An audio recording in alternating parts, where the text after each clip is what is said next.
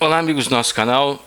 A gente está fazendo mais esse vídeo e hoje a gente vai falar sobre a metodologia da ciência, sobre o método científico e também a gente vai falar sobre por que ele goza de tanto prestígio, por que a ciência, claro, a ciência tem muito prestígio por causa das realizações que ela alcançou, né? Por causa das suas realizações, por causa das suas descobertas, das suas façanhas, né? E isso foi sugestão, né? Sugestão de alguém aí do nosso canal que assiste os nossos vídeos, e a gente inclusive está fazendo essa experiência, né? De aceitar sugestões de temas de vídeos no nosso canal. Se você quiser sugerir algum tema para vídeo, deixa aí nos comentários e a gente vai ver se der para a gente fazer, porque a gente não pode discorrer sobre tudo, né? Que a gente não sabe tudo. Mas esse tema é um tema que eu me sinto seguro para falar, em parte, claro, né? Não totalmente, né? Mas porque eu já lido com isso, leciono em parte isso também, né? Isso faz parte do meu trabalho. Então a ciência hoje ela tem grande prestígio, sem dúvida alguma, graças às suas descobertas, às suas façanhas, viagens no espaço, robôs sendo acoplados em asteroides, robôs sendo enviados para a Lua, para Marte, né? O milagre tecnológico, né? Nós vivemos numa sociedade tecnológica e a própria ficção científica, que é um tipo de romance literário que tematiza exatamente essas possibilidades aparentemente infinitas do progresso da ciência, né? Como se a ciência pudesse fazer tudo, é uma espécie de magia, né? Daí se fala também a mitificação e a mistificação da ciência, quer dizer, a ciência ela é capaz de fazer tudo, né? Mais ou menos com a mágica, né? Muita gente, quando vê algum paranormal realizando algum tipo de fenômeno sobrenatural ou alguma paranormalidade, diz, é mágica, né? Como se a mágica pudesse fazer tudo, mas isso na verdade é uma mistificação e é uma mitificação da mágica, do truque também, como se tudo fosse possível através de truque. Né, como se não houvesse evidências que exigissem um veredito da razão. Não, isso não é truque. Coisas assim. Como é o caso, por exemplo, de mágicos, tipo Chris Angels, ou aquele outro inglês lá que andou em cima daquele rio que fica em frente ao Big Ben, né, de Londres. Andou sobre as águas, né? Tiveram que chamar a polícia, a Scotland Yard. Mas, enfim, voltando ao assunto, hoje existe todo então um discurso ufanista em torno da ciência, da tecnologia e do futuro da sociedade tecnológica, né? E desde pequeno eu escuto, né, que no ano 2000 eu escutava, né? Tenho 50 anos de idade hoje, mas eu aos 9 anos de idade escutava, no ano 2000 a gente vai estar andando em carros voadores, né? Estamos quase perto disso, pelo menos o trem vai ser meio voador, né? Graças a um sistema magnético. Em Tóquio já tem, né? Mas isso vai demorar muito para chegar aqui. Mas ainda é muito aquém, né, do que realmente, das promessas que haviam, da expectativa que havia em torno do progresso da ciência e da tecnologia, né? Acontece que esse progresso da ciência e tecnologia, além de ser um discurso ufanista, além de ser um ufanismo sentimental, né, emocional, muito mais do que propriamente racional, ele em grande parte vem de um discurso de exaltação, né? Por exemplo, a maioria dos livros de história da ciência falam só das vitórias e dos êxitos, eles não falam das falhas, né? Porque na verdade o método científico é bastante precário, é tentativa e erro, tentativa e erro, tentativa e erro, né? Então a ciência, antes de acertar em alguma coisa, errou. Por trás de um acerto tem 10 mil erros, né? Então as pessoas não sabem o quanto é precário o método científico, né? Hoje o ovo faz mal, amanhã o ovo faz bem, depois de amanhã vai ter outro cientista que vai dizer não, o ovo faz mal e aumenta o colesterol, entendeu? Hoje o óleo de coco faz bem, Depois aparece outro cientista dizendo, não, o óleo de coco faz mal. Depois vai outro e diz, ah, não, o óleo de coco faz muito bem. Né? Mas por que isso? Porque a ciência depende dos sentidos. Depende da visão, depende da audição, depende do olfato e do paladar.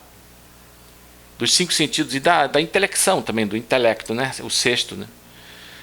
Por quê? Porque a ciência se move, ela trabalha a partir do método experimental. O que seria o método experimental? Né? Observação, né? Experimentação, não, desculpa, observação, hipótese, experimentação e generalização. Né? Então, a primeira coisa do método científico é a observação. Então, um ornitólogo, por exemplo, que quer saber alguma coisa sobre o Irapuru, ele tem que ir lá, né, fazer um estudo descritivo em loco onde está o Irapuru, para ver, né, porque ele tem, a partir da observação do comportamento do Irapuru lá na floresta amazônica, né, então ele vai começar a formular hipóteses, né, que essa observação está no estudo descritivo, está na pesquisa de campo, em loco, onde acontece o fenômeno. Aí ele vai formular as primeiras hipóteses. Que quando o Irapuru canta de uma determinada maneira é para atrair a fêmea. Né? Já formulou uma hipótese de trabalho baseada na observação. Estou dando um exemplo, né? Aí depois o que ele vai fazer? Experimentação. Se não der para você fazer alguma coisa em laboratório, um experimento controlado que possa ser repetido, que seja reprodutível, né? Então ele vai ter que coletar todo um corolário de fatos, de dados que corroborem com a hipótese. Né? O certo é que ele também mostrasse os prós, não apenas os prós, mas também os contras da hipótese. Né? Mas dificilmente isso acontece porque o cientista não é um reservatório de neutralidade. Né? Porque a ciência pressupõe o quê? Uma neutralidade. Mas a neutralidade científica é um grande mito, muito famoso. Tem o mito da neutralidade científica. Ou seja, o cientista é neutro. É uma espécie de coisa mágica, né? Ele bota o jaleco branco, ele se torna, né, a própria personificação, né, da neutralidade científica, para você ver como é que existe uma espécie de mito, né, de mistificação mesmo, de mitificação em torno da figura do cientista. Né? Então aí o que ele vai fazer? Ele vai começar a fotografar o Irapuru, filmar para ver, né, mostrar que quando o Irapuru canta daquela maneira, a fêmea responde de uma tal forma. Né?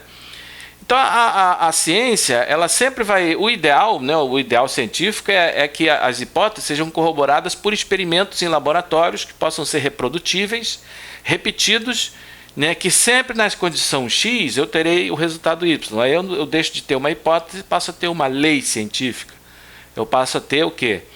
Eu passo a ter uma teoria. Deixa de ser uma hipótese, passa a ser uma teoria e eventualmente até uma lei. Né? Como é o caso das leis de Newton. Todo corpo possui inércia. Né? Todos os corpos possuem gravitam, tem gravidade, tem atração, atrai uns aos outros os corpos que têm massa. Né? Qualquer corpo que tem massa, inclusive a água, né, também tem massa. Né? Por exemplo, por que existe o fenômeno das marés? Porque a gravidade da Lua, né, o campo gravitacional lunar, né, ele entra em interação com o campo gravitacional dos mares da Terra, dos oceanos. Né? Então, e por aí se faz generalizações, né, que é a quarta etapa. Né? Ou seja, a partir de princípios gerais, de teorias e, né, leis, eu posso aplicar esses princípios gerais em casos particulares, né, que possam ser enquadrados, que possam ser, né, possam ser enquadrados dentro dessas leis, dentro desses princípios universais. Isso se chama generalização. Né? Então, por exemplo, o buraco negro atrai tudo, só pode ser a gravidade. Né? Então, esse processo todo é o que? A gente não vê o buraco negro, você não pode colocar o buraco negro numa proveta, você não pode, né, ver um buraco negro, né, mas você pode sentir os seus efeitos, ou perceber os seus efeitos de poder de atração. Então, ele só pode ser uma concentração desse princípio de gravidade descoberto por Newton. Né? Então, isso é tudo muito bonito, muito bacana, né? E realmente a ciência evoluiu a partir disso. E, claro, que o método científico, em comparação com o achismo da Idade Média, e o achismo do senso comum é melhor, claro, sem dúvida alguma. Né? Por que eu acredito que a Terra não é plana? Eu acho que a Terra é esférica, porque a ciência realmente ela busca demonstrar por meio de experimentos, por meio de argumentos, por meio de fatos, por meio de um corolário de fatos, defender uma hipótese. Isso é feito de forma metódica, de forma organizada, né? Quer dizer, o que é método? Método é um caminho para, né? Antes, na Idade Média, né, a medicina. Por que a medicina, René Descartes, que foi um dos mentores do método científico, por que ele criticava tanto a medicina de sua época? Porque era atrasada mesmo, não curava nada. E por quê? Porque os caras construíam conhecimento sem método. Era uma construção sem método. Né? Então era baseado nas fantasias, né? Baseado na metafísica. Né? E a metafísica você podia inventar todo um romance. Eles eram muito mais poetas do que propriamente filósofos, sábios. Né? Então o método científico ele possibilitou um grande avanço do conhecimento, sem dúvida alguma. Mas há também, ninguém poderia supor que a ciência entrasse em crise. Né? No século XIX surgiram as primeiras crises da ciência. São crises de paradigma, né? A falta de um campo unificado. Né? A ciência ela evolui muito por um lado, por outro ela não avança. Né? Nós chegamos num ponto que a ciência avançou tanto e deu uma estacionada. Né? E a crise de paradigmas é que o método científico ele só pode ser aplicado no mundo material, no mundo visível, né? Com coisas concretas. Ele não pode avançar para outras problemáticas. Por isso que foram criadas as ciências humanas, a sociologia, né? A filosofia já existe desde antes, tudo começou com a filosofia, né? Que não usa o método científico convencional, né? Porque você não pode colocar a sociedade humana numa proveta, ela é um conceito. Entendeu? As ciências humanas, elas trabalham, né? São ciências do espírito, como disse lá o grande filósofo, esqueço o nome dele, é um alemão, que ele fala das ciências do espírito e as ciências da natureza, né? E o William Dilthey, lembrei o nome dele. Então ele fala das ciências do espírito, ou Geistwissenschaften, ou Geistwissenschaften, acho que, né? Geistwissenschaften, é isso mesmo. E as Naturwissenschaften, as ciências da natureza e as ciências do espírito, né? Que elas são objetos de estudo diferentes, têm estatutos de realidade diferentes e exigem um instrumental metodológico completamente diferente. Né? Então, por isso que as ciências humanas elas não podem usar a matemática como as ciências da natureza, como a biologia, a física, a química. Né? Porque as ciências humanas elas vão trabalhar com o livre-arbítrio, com a liberdade humana, né? Com sentimentos, né? Com coisas, com valores que não são miscíveis, que não podem ser medidos, né? Que são da esfera do espírito. Né? O grande pesquisador Djalma Beliene, que me influenciou muito, também vai falar: a teologia é a mais complexa e a menos simples das ciências do espírito. Né? Que ele vai falar juntamente com William Dilthey, que existem as ciências do espírito e as ciências da natureza, ou as ciências, né, espirituais e subjetivas e as ciências naturais e objetivas.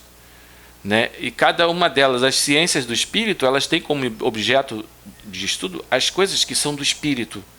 Entendeu? E as ciências da natureza, elas têm como objeto as coisas da natureza. Ora, né, as coisas que são da natureza, elas são concretas e palpáveis e podem ser medidas, podem ser quantificadas.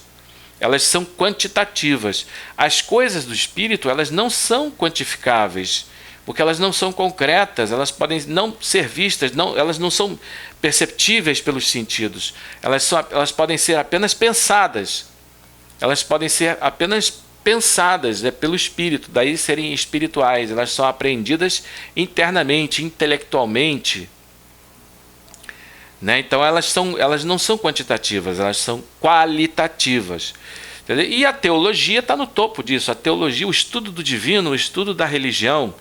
Né? Por isso que é um absurdo, um completo absurdo, você querer dizer que religião, que existe uma religião que é científica, como faz o Allan Kardec, que fala que o espiritismo é científico. Apesar que o conceito de ciência dele é o conceito de Aristóteles, não é o conceito da ciência moderna, do método experimental, né? Mas ele dizer que espiritismo é ciência é um completo absurdo, né? Porque você não pode colocar Deus numa proveta, você não pode colocar a reencarnação numa proveta, você não pode colocar a lei do karma numa proveta. Essas coisas pertencem à esfera do espírito. Entendeu? Elas não são quantitativas, elas são qualitativas, elas podem ser apenas pensadas. E a ciência, ela vai trabalhar com o que? A física vai trabalhar com a energia, vai trabalhar com coisas que podem ser medidas. Por exemplo, a gravidade, a aceleração da gravidade, ela pode ser medida. Né, 10, agora não me lembro agora a fórmula da aceleração da gravidade.